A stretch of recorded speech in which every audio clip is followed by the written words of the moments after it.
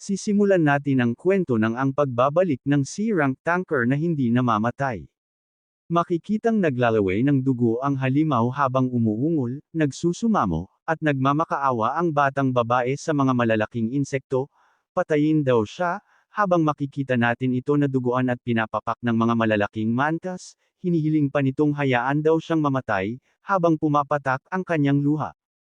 Bago maganap ang senaryong iyon ay makikita ang isang grupo ang nakatayo sa harap ng isang higanteng pinto, at nagbabala ang isang babae kay Hyun-chan, pag-isipan daw na mabuti ito. Isang lalaki naman ang nagsabi, wala ni isa ang nakakaalam na may nakatagong dungeon dito. Pwede daw nila itong tapusin at itikom daw nila ang kanilang bibig. Sumang-ayon dito ang isang babae na kasama nila, dagdag pa ng lalaki, sila daw ay mga mangangaso, ngunit nakakakuha lamang sila ng katamtamang pera sa pagkumpleto ng dungeons. Nakikinig dito si Hyun-chan at malalim na nag-iisip. Maya-maya pa ay sumang-ayon na ito at gagawin na daw nila. Biglang humawak ang isang babae sa braso ni Hyun-chan na nagtatanong kung mas mainam daw kaya na huwag na silang pumasok dito. Maaaring mapanganib daw ito. Hinawakan siya nito sa balikat, tinawag ang kanyang pangalan na Choi. At sinabihan niya ito kung kailan daw ba sila makakahanap ng isang pagkakataon na kagaya nito. Ang lahat daw ay sumasang-ayon.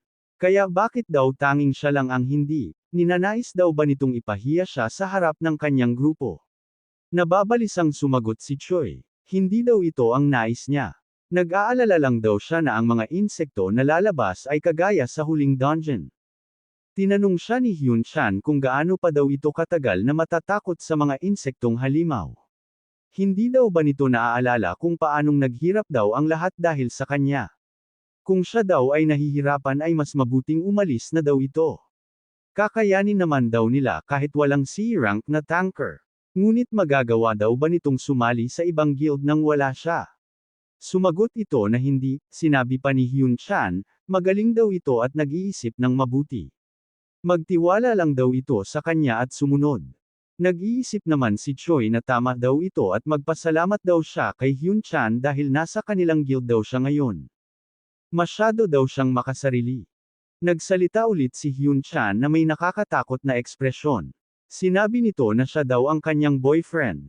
Kaya daw niya ito sinasabi dahil mahal daw niya ito. Naiintindihan naman daw nito ang kanyang puso.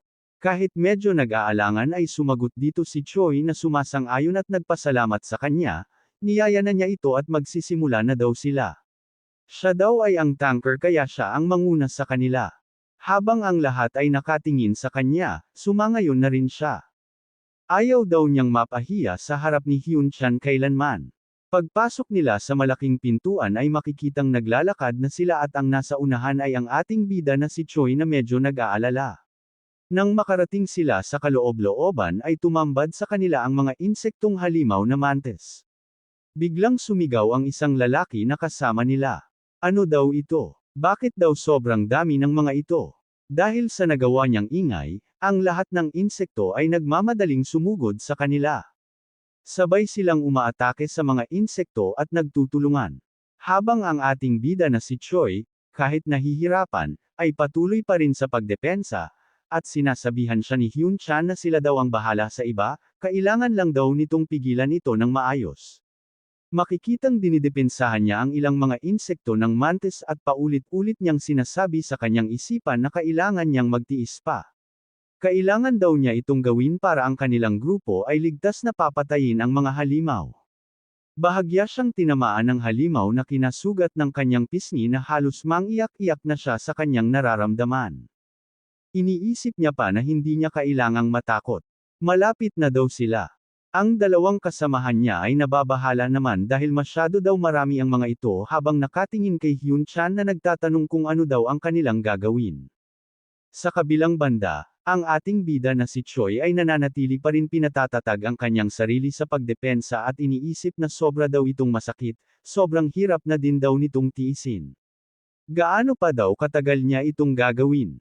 Lumingon siya sa kanyang likuran at tinatawag si Hyun-chan na kailangan daw siyang pagalingin nito. Hindi na daw niya kakayanin pa. Ngunit nagulat siya nang nakita niya ang apat na kasama ay tumatakbo na papalayo. Iniisip pa ng ating bida na si Choi na tumatakbo na daw ang mga ito at iniwan siya dito ng mag-isa. Tinawag niya ng malakas si Hyun Chan, at napalingon ito. Ngunit tinutuya lang siya nito at sinasabing, pigilan niya pa daw ang mga ito. Ngunit umalis na si Choi sa kanyang pwesto at tumakbo na rin at pinagsisigawan na sasama daw siya kay Hyun Chan. Sinasabi ng isang babae kay Hyun Chan kung nababaliw daw ba ito. Si Choi daw ay hindi pa nakakalabas. Sagot nito ay ano naman daw. Hayaan daw siya nito. At sinarado na nito ang malaking pintuan. Hindi na nakaabot si Choi, sumisigaw na buksan daw ng mga ito ang pinto at nagsusumamo. Sa kabilang bahagi naman ng pinto, sinasabi ng isang babae kay Hyun Chan na nababaliw na daw ito dahil ito daw ang kanyang girlfriend. Sagot nito ano naman daw. Wala naman ditong problema. Maiintindihan daw naman ito ni Choi. Maya-maya pa ay napalibutan na si Choi ng mga insektong halimaw. Tumingin siya sa kanyang paligid at nag-iisip, hindi ito ang oras para mawalan ng pag-asa. Nakita niya ang kakahuyan at tumakbo siya patungo dito at iniisip niya na kailangan niyang makaligtas muna dito. Kung siya daw ay mabubuhay, maaaring si Hyun Chan ay pupunta para iligtas siya. Habang tumutulo ang kanyang luha, ay bigla siyang natigilan sa isang lugar kung saan makikita ang isang malaking buto ng insekto, na mayroong mga halamang ugat na pumapalibot dito at may nagliliwanag sa gitna nito. Nakita niya ang isang singsing na nakasuot sa kamay na kahoy. Nilapitan niya ito at kinuha ang singsing at iniisip na ito daw ay isang nakatagong item. Sinubukan niya itong suotin at may lumabas na notification na sinasabing ito ay ang parasite ring, X-grade na nakakaapekto sa may suot para umunlad, nakakaapekto rin sa buhay ng may suot nito at nagre-regenerate ang may suot nito. Hindi daw siya mamamatay hanggang sa hindi daw ito napipisa. Kahit medyo naguguluhan ay nagtatanong siya kung ito na daw ang katapusan, nagtatanong pa ito kung paano daw niya ito magagamit.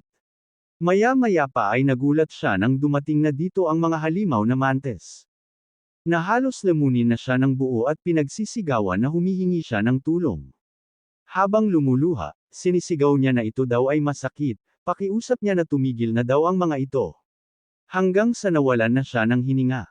Ngunit ilang segundo lang ay lumiwanag ang singsing at may lumabas na notification na sinasabing hindi daw siya pwedeng mamatay hanggang hindi daw napipisa.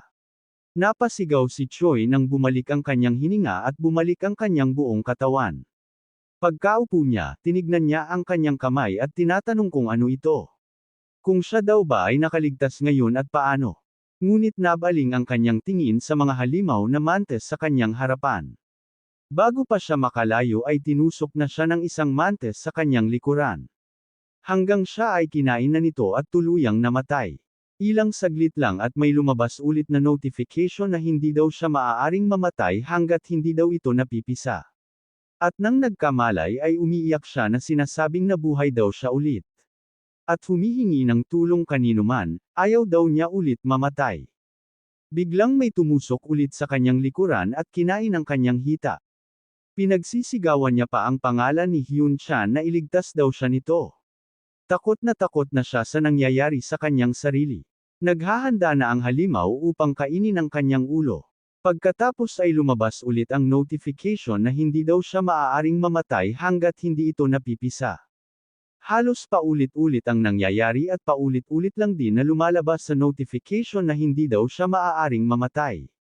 Habang makikitang nilalantakan pa rin siya ng mga halimaw na mantis ay iniisip niya kung gaano daw siya katagal na naririto. Kung taon na daw ba o dekada. Habang unti-unting bumabalik ang kanyang katawan, importante na lang daw sa kanya ay kung kailan daw siya mamamatay.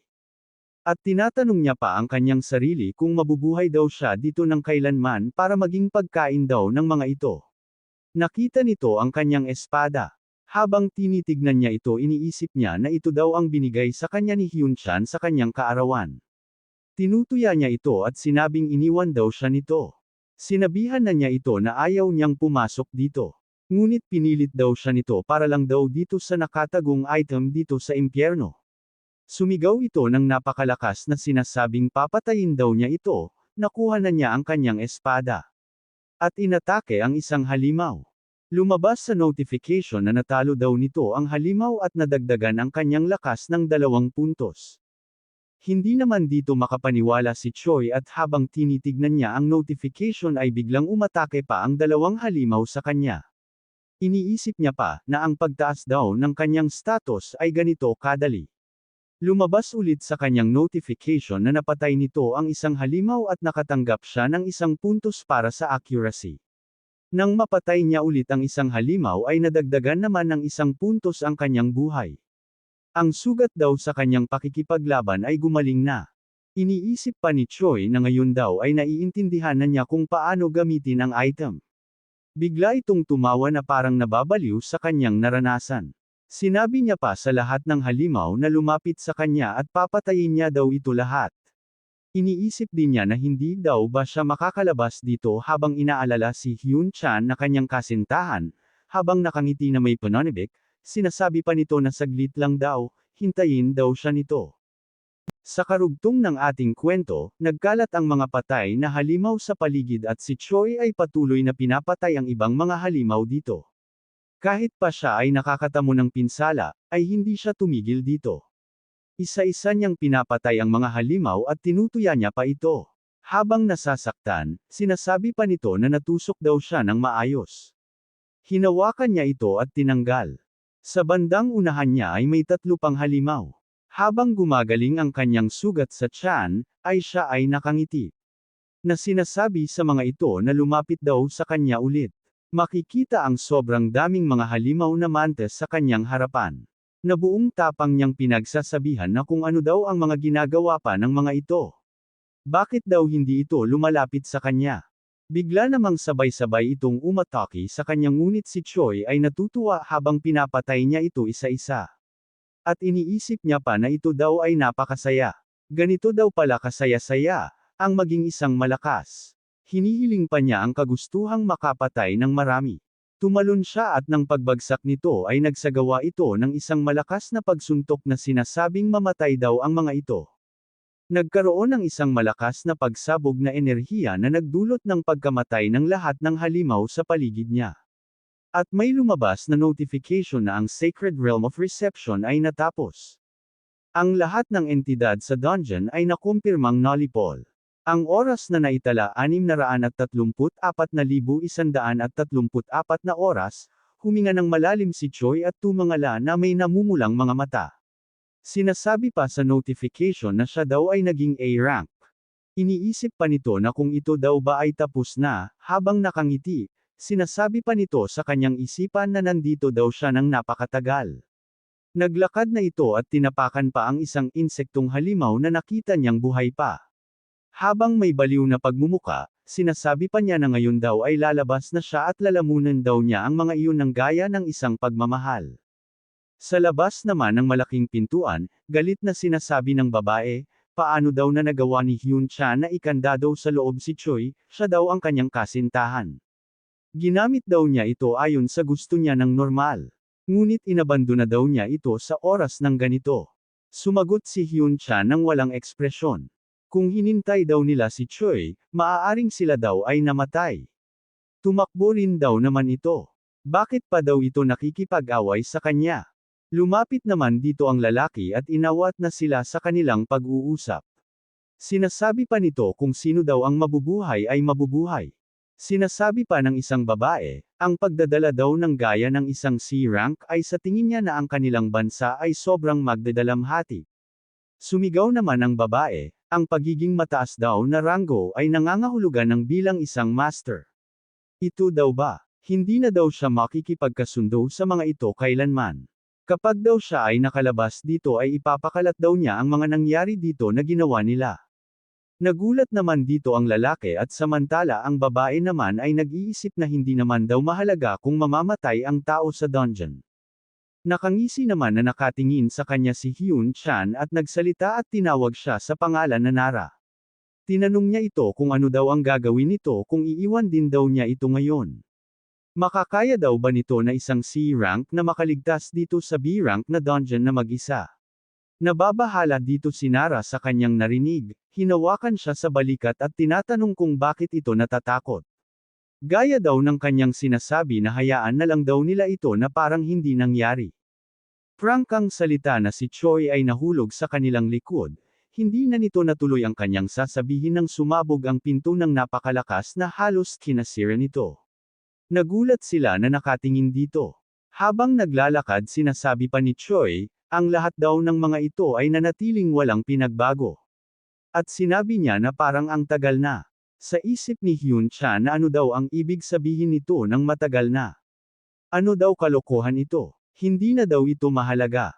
Paano daw ito nakaligtas dito?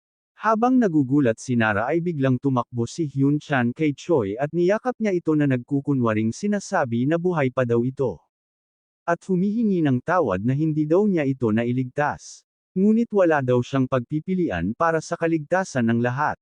Sabi ni Choi, naiintindihan daw ba nito? Na naiintindihan din niya ang lahat. Nagpasalamat dito si Hyun Chan. Alam daw niya na naiintindihan nito ang lahat. Dahil ito daw ay mabait. Tiningnan siya nito na may nakakatakot na ekspresyon. Kaya bigla siyang natakot dito. Iniisip pa nito na ang damit daw nito ay nasira. Ngunit bakit wala daw itong mga sugat? May kakaiba daw dito. Biglang umakbay naman dito ang isang lalaki. Nagpapasalamat din siya dito dahil naiintindihan daw nito. Ito daw ay maswerte na nakabalik pa daw ito ng buhay.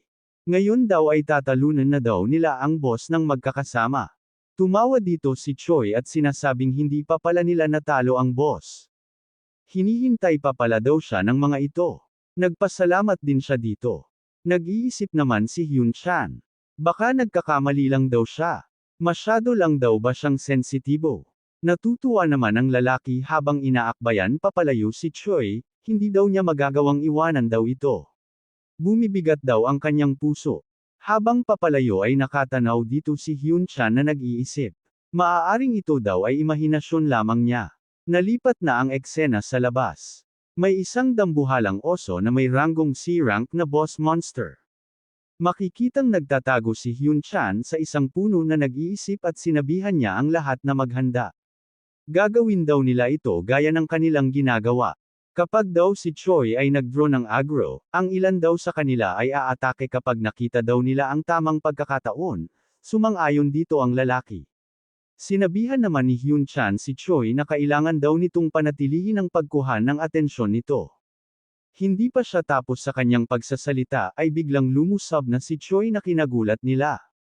Pagkarating ni Choi sa gitna ay ginamit nito ang kanyang kasanayan na shout na naglabas ng enerhiya sa kanyang paligid na kumuha ng atensyon ng halimaw.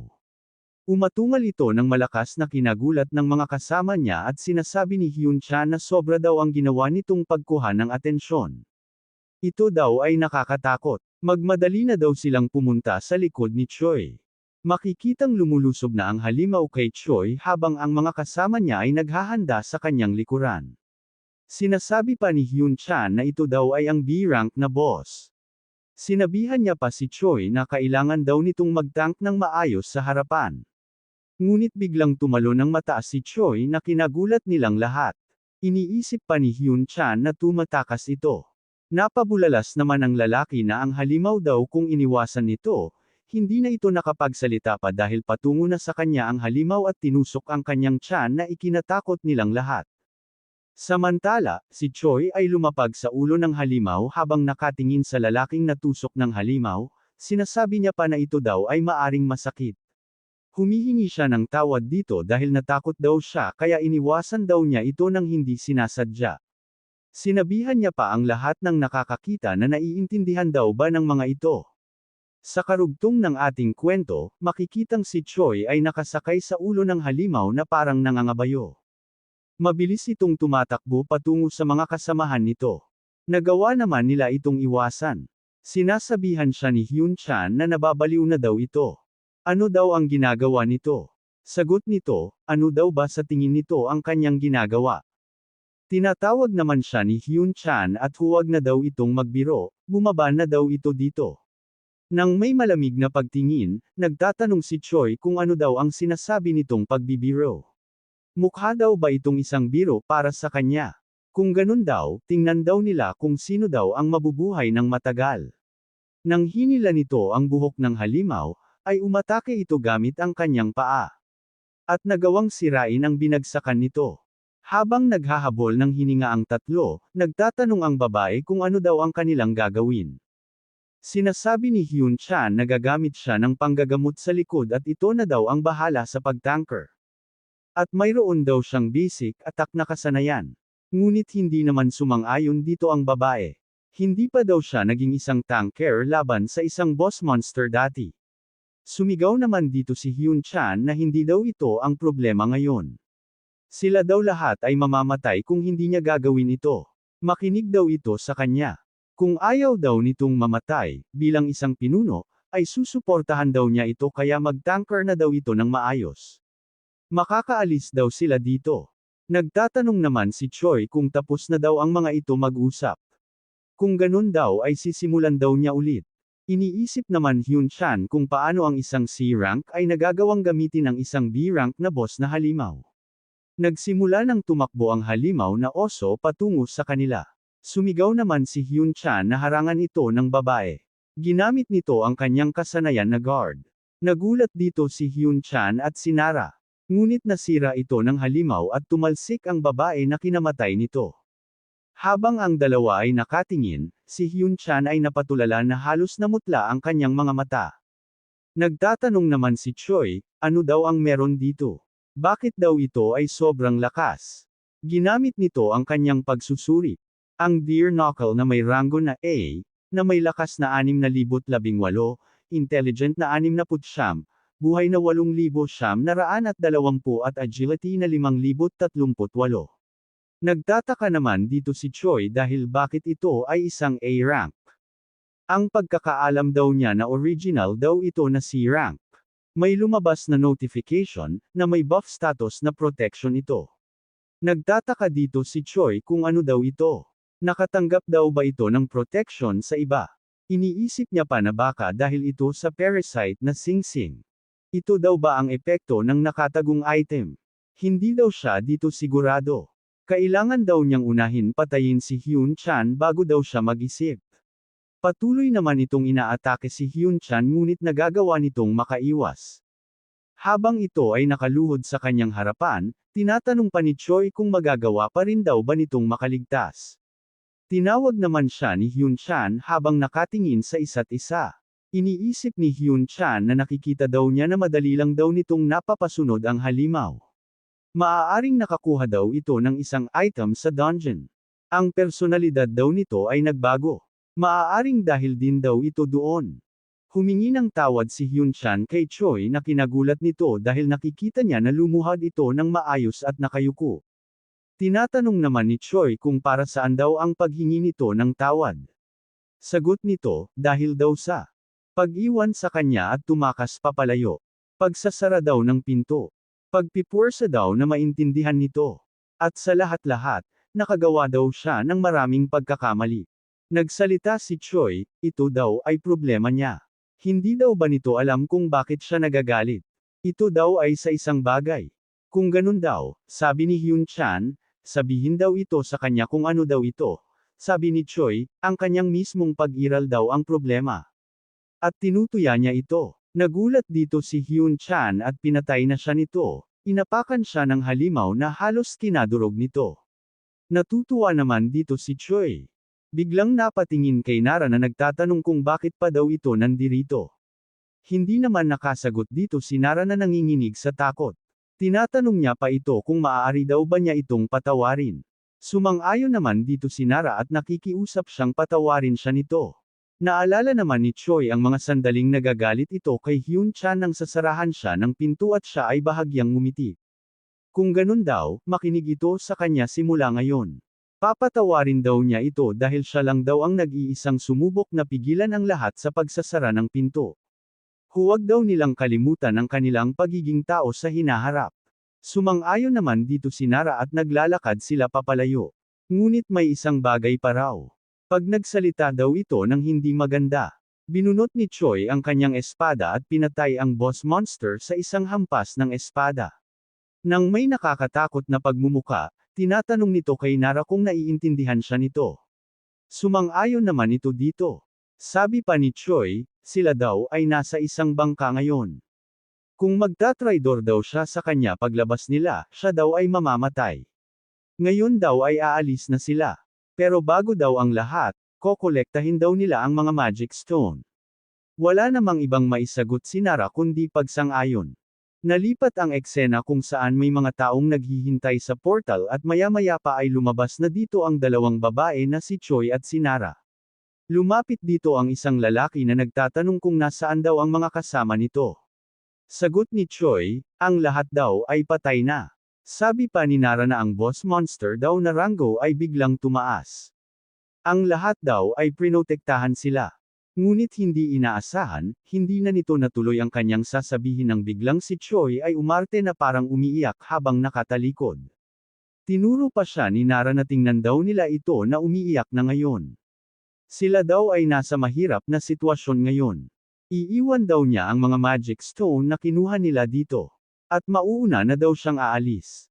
Bigla namang may nagsalita na lalaki na nagtatanong na ang dalawang C-rank daw ay nakaligtas, samantalang ang tatlong B-rank ay namatay, sa isang C-rank na dungeon. Tinawag ang pangalan ni Hyun Choi at Shin Nara. Ipaliwanag daw ang lahat ng nangyari doon. Nang walang labis at walang kulang. Ito ay ang Hanshin Guild Master na si Baek Diek, ang tito ni Hyun Chan. Sa karugtong ng ating kwento. Galit naman na hindi makapaniwala ang Guildmaster na ang dahilan daw ng pagkamatay ng mga kasamahan nito ay ang pagtaas ng ranggo ng Deer Knuckles. Sinasabihan niya pa ang dalawa na ang trabaho daw ng mga ito ay suportahan ang dealer. Bakit daw hindi nila ito nagawa ng maayos? Napahikab naman dito si Choi na nababagot sa kanyang naririnig. Galit naman na iniisip ni Nara na kung bakit daw itong si Choi ay kalmado pagkatapos daw nitong patayin ang lahat. Paano daw kung malaman nila na pinatay nito ang mga tao sa loob ng dungeon, sila daw ay makukulong parehas. Napahawak naman sa ulo ang Guildmaster dahil sa pagkamatay ni Hyun Chan. Paano daw niya ito mapapaliwanag sa tatay nito? Ang sitwasyon daw ng kumpanya ay hindi daw maganda. Napatingin naman si Choi sa magandang relo ng Guildmaster at sinabihan niya ito na meron daw itong pera para sa mga mamahaling mga bagay kahit daw ito ay nagsasabi na wala daw ito na kahit ano. Ang suot daw nito ay sobrang sikat ang tatak at ang sasakyan daw nito ay nagkakahalaga ng 10,000, habang umaarteng umiiyak si Choi sinasabi pa nito na binibigyan lang daw sila ng katamtamang bayad para magbuhis ng buhay. Samantalang ito daw ay abala sa pagsasayang ng pera. Ang Guildmaster ay napatingin sa kanyang paligid na naasar sa sinasabi ni Choi. Binaling nito ang kanyang tingin kay Choi at nag-iisip na bakit daw ito biglang naging ganito. Lagi lang naman daw itong nasa likod ni Hyun Chan na natatakot na parang isang kriminal na hindi makapagsalita ng kahit ano. Galit naman itong sinabi sa dalawa na sila daw ang mananagot sa insidenteng ito. Hindi naman dito makapaniwala si Nara.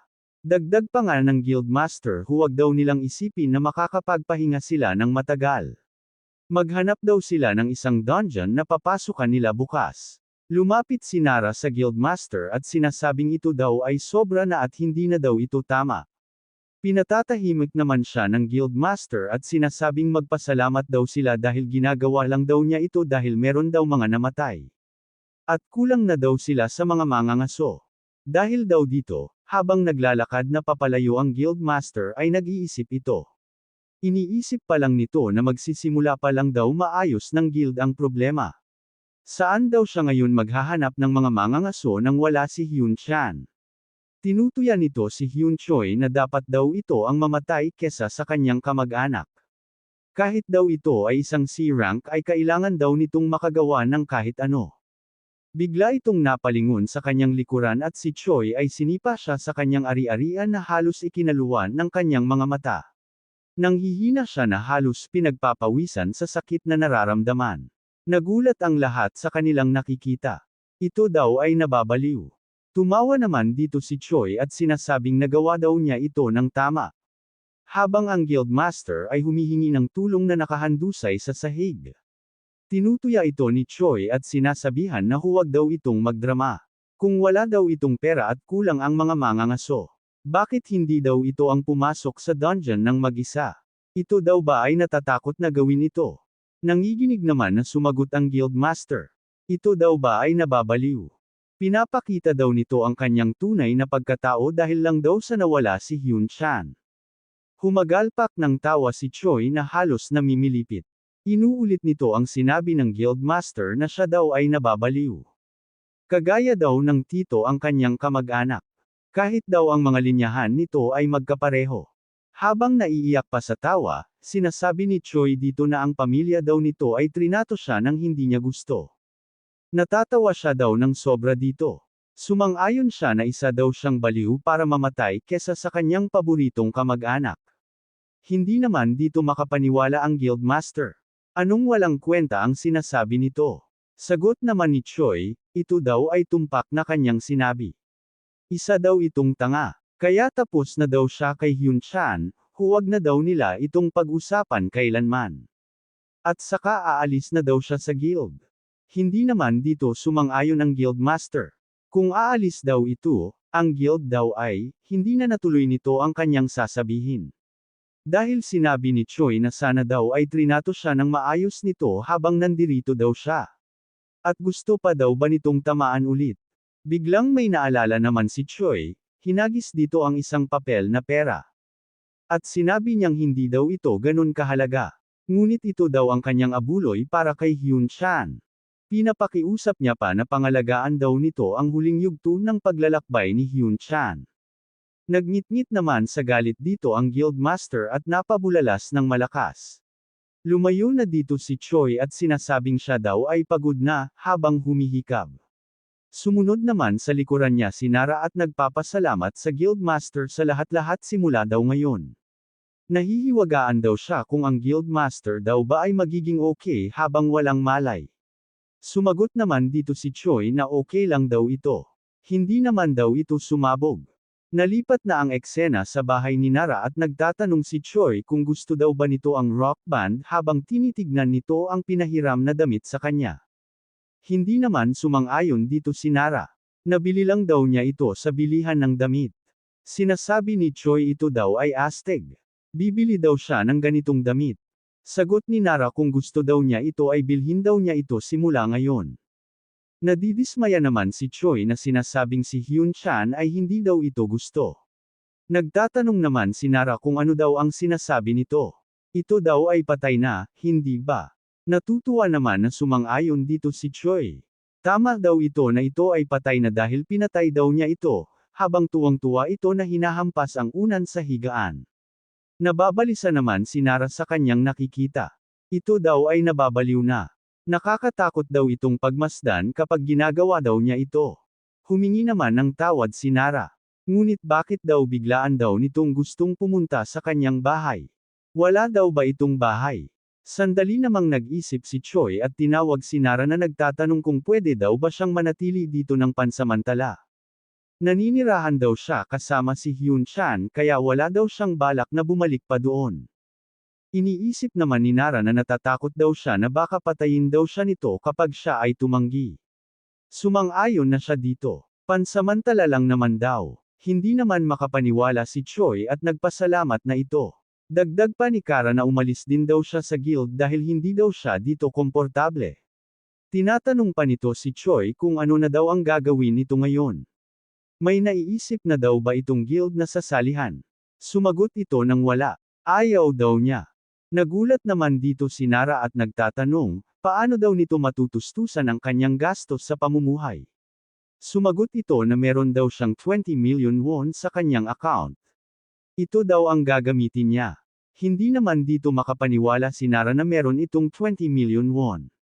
Ito daw ay kakaunti, si Yung Chan daw naman ang nagbabayad ng kanilang gastos ng pamumuhay. Hindi naman dito sumang-ayon si Choi. Ang binayaran daw ni Yung Chan ay ang deposit lang. Naghahati daw sila sa lahat-lahat. Napahawak ulo naman si Nara at sinasabing nagsisinungaling daw si Hyun Chan tungkol dito. Biglang napaisip si Nara. Teka lang daw muna. Bakit daw ito walang plano? Mananatili daw ba ito ng matagal sa kanyang bahay? Hindi daw ito pwedeng mangyari. Kaya tinanong niya ito. Ano daw ang gagawin nito? Maghahanap daw ba ito ng trabaho para makakuha ng bahay? Napayuko naman dito si Choi. Hindi daw niya maramdaman na gagawa siya ng kahit ano. Dahil nakamit na daw niya ang kanyang layunin. Kaya wala na daw siyang ibang gagawin pa sa ngayon. Nagtatakang tanong naman ni Nara kung ano daw ang kanyang layunin na nagawa na. Natutuwang sinasabi naman ni Choi na ito daw ang paghahanap sa kanila para patayin daw silang lahat. Natatakot na nadidismayang nagpapasalamat naman si Nara na hinayaan daw siya nitong mabuhay. Tumawa lang dito si Choi. Ang reaksyon daw nito ay nakakatawa. Maya-maya pa nagtanong na si Nara kung nagugutom daw ito. Sumang-ayon naman ito at sinasabi pa ni Nara na mag-iisip daw sila ng kanilang kakainin sa maghapon. Kung meron daw ba itong gustong kainin kagaya ng isang manok o kaya ng pork chop. Napapaisip naman na sumagot si Choi na hindi daw niya alam. Si Yung Chan daw hindi daw siya pinapakain ng ganitong oras. Sinasabihan daw siya na tataba siya. Hindi naman dito makapaniwala si Nara kaya ito ay nagagalit. Nag-aapoy ito sa galit at tinutuya si Hyun Chan. Deserve daw nitong mamatay. Nagtatakang nagtatanong naman si Choi kung bakit bigla daw itong nagagalit. Sagot nito bakit hindi daw. Sabi pa ni Choi ito daw ang unang tao na nagagalit para sa kanyang kapakanan. Sabi naman ni Nara, itanong daw niya sa mga dumadaan. Sinasabi daw ng mga ito na ito daw ay nababaliw. Bibili na daw siya ng kahit ano na kanilang makakain at matutulog na daw sila. At sa tuwing iniisip daw nito ng sobra ay lalong hindi daw niya ito naiintindihan. Paano daw nito magagawang maging tanker habang siya daw ay nagugutom? Sinasabi ni Choi kay Nara na kumain na daw sila ng pork chop. Pagkatapos ng kanilang pag-uusap at pagkain ay makikitang mahimbing na natutulog si Nara. Samantala, si Choi ay tahimik pang nag-iisip kung meron daw ba siyang gustong gawin. Sobra na daw matagal ang pag-iisip niya para dito. Una, hindi daw niya kailangang pumasok ng dungeon kailanman. Ayaw na rin daw niyang sumali sa mga guild. Gusto daw niyang magpahinga. Gagawa daw siya ng mga simpleng trabaho at mamumuhay ng komportable. Ito daw ang tama niyang gawin. Ngunit pagkapikit niya ay bigla siyang natakot na dumilat. Ano daw ito? Ang kanyang tiyan daw ay, habang nakatulala, hawak-hawak nito ang kanyang tiyan at sinasabing meron daw kung ano dito. Sa karugtong ng ating kwento, iniisip ni Choi na sa tingin daw niya ay may kung ano sa kanyang tiyan. Dahil daw ba ito sa kanyang singsing? Sinusubukan niya itong tanggalin, at sinasabi niya pa na mas mabuti daw siguro na tanggalin ito. Ngunit biglang lumabas ang notification na ang parasite ring ay hindi pwedeng tanggalin kapag nasuot na. Nagulat siya dito. Maaring ito daw ay isang nakagapos na item. Ngunit hindi daw ibig sabihin na hindi niya ito matatanggal. Ang pangalan daw nito ay kakaiba. Kahit nasasaktan ay pinipilit niya pa rin itong tanggalin.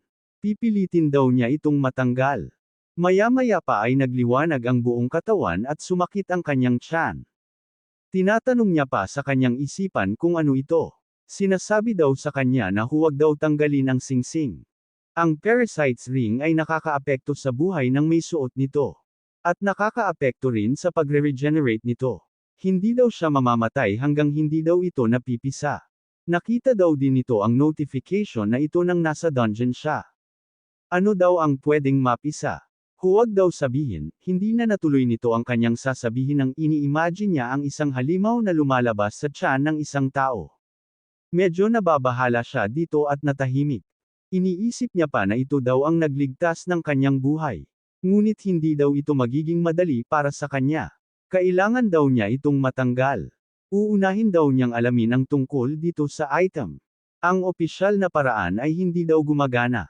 Kung ang X-grade na item ay maibunyag sa mundo, ito daw ay magiging problema.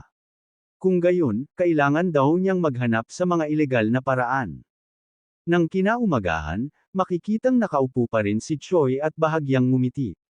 Sinasabi niya pa na hindi pa daw dito nagtatapos ang lahat.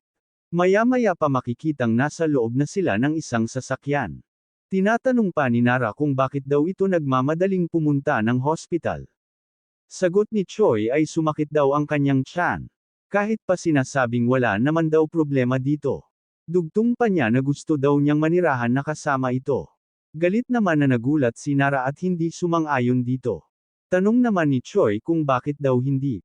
Magbabayad naman daw siya ng renta. Hindi pa rin dito sumang-ayon si Nara. Ang lugar daw ay masyadong maliit. Sabi naman ni Choi kung ito daw ay maliit, ay lilipat daw sila sa malaking lugar. Bahagyang nagulat dito si Nara ngunit hindi pa rin daw siya sang-ayon kahit pa natutokso siya dito. Kung ganun daw sabi ni Choi ay mamamatay na daw ito.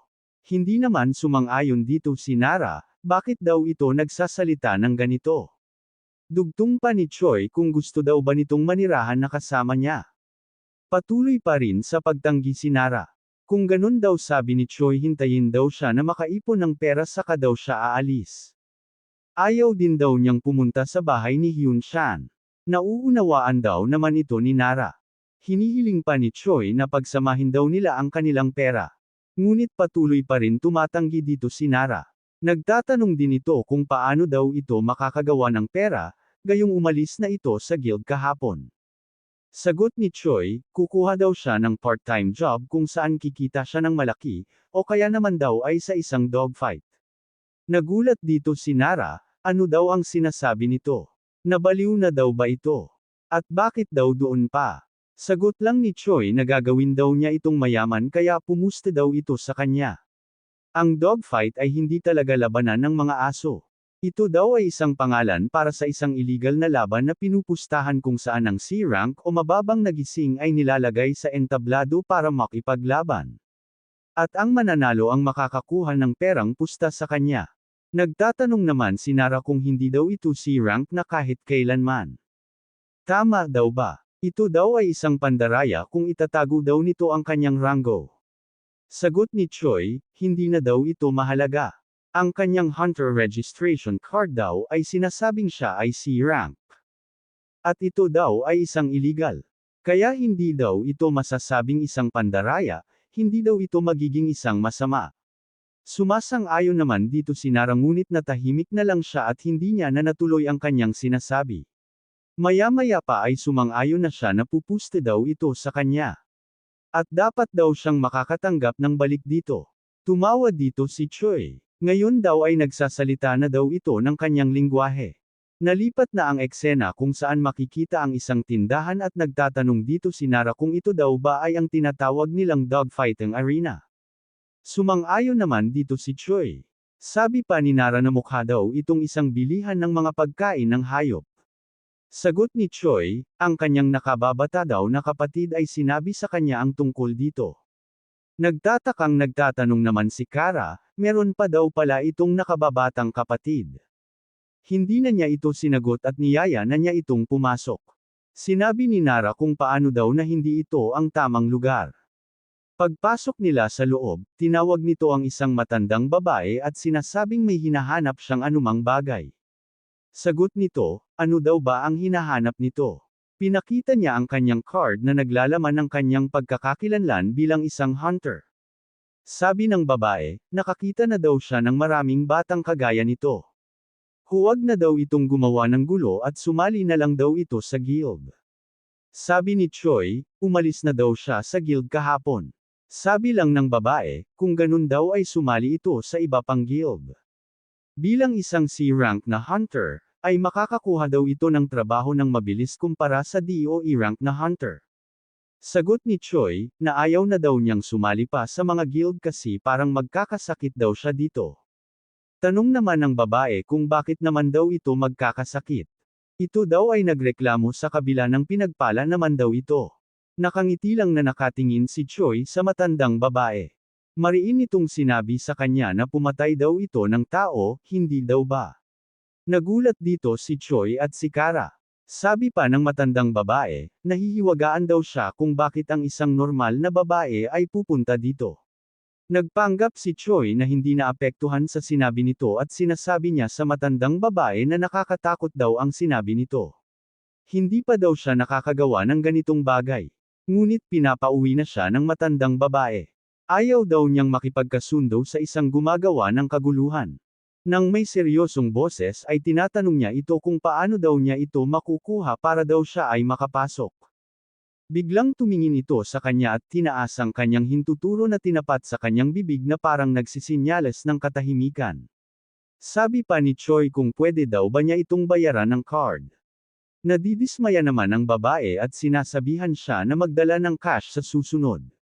Ang pagbabayad daw gamit ang card ay may 10% na bawas. Sumang-ayon naman dito si Choi at naiintindihan daw niya. Sinabihan siya ng matandang babae na dumiretso pababa sa koridor. Habang naglalakad sila ay nagtatanong si Nara kung hindi daw ba ito ay sobrang mahal para sa isang entrance fee. Nag-aalala daw siya para sa kanilang gastusin sa buhay. Sagot ni Choi, sino daw ang may pakialam? Basta't kailangan daw nilang kumita ng malaki. Pagdating sa loob makikita na magsisimula na ang laban habang ang lahat ay natutuwa at nagsisigawan. Naasar naman si Choi kung bakit daw ang pagpusta ay kailangan ay cash. Dapat daw ay nagdala siya ng cash. Nang lumingon ito ay wala na sa tabi niya si Nara. Nagtatanong siya kung saan ito pumunta. Nang makita niya ito sa hindi kalayuan sinasabi niya pa na kanina lang ay natatakot ito. Ngunit ngayon daw ay determinado. Nagulat siya sa kanyang nakikita na hawak ni Nara. Kailan daw ito nagdala ng cash? At sobrang dami daw nito. Nag-trydor daw ito sa kanya. Pagbalik ni Nara sa kanilang upuan, si Choi ay nakatingin sa kanya ng masama. Tinanong niya ito kung bakit ganito siya tumingin sa kanya. Ano daw ang nagawa niyang mali? Sabi ni Choi na nanahimik daw ito ng mga panahong nagbabayad siya para sa pagpasok sa introduction fee. Salamat daw sa kanya. Siya daw ay naging isang babae na nag-aksaya ng 1.1 million won para sa pet supply store. Galit naman na sinasabi ni Kara na ito daw ang halaga na kaya niyang panghawakan, meron pa daw ba itong natitirang mga pera? Ngunit hindi naman siya nito sinagot. Sinabihan lang siya ni Choi na nakapag-deposit naman daw ito ng kanyang pera. Hanggang sa nag-aaway na ang dalawa. At maya-maya pa ay may nagsalita na nagtatanong kung ito daw ang kanilang unang pagpunta rito. Natigilan naman dito si Choi at tumingin. Makikita ang isang lalaki na pula ang buhok na nakatingin sa kanila at nagtatanong kung pwede daw ba siyang umupo sa tabi nito. Dito na po nagtatapos ang ating kabanata. Abangan ang mga susunod pa nating upload. Huwag din kakalimutang mag-like, share, subscribe at i-click ang notification bell para lagi kayong updated sa mga susunod pa nating mga videos.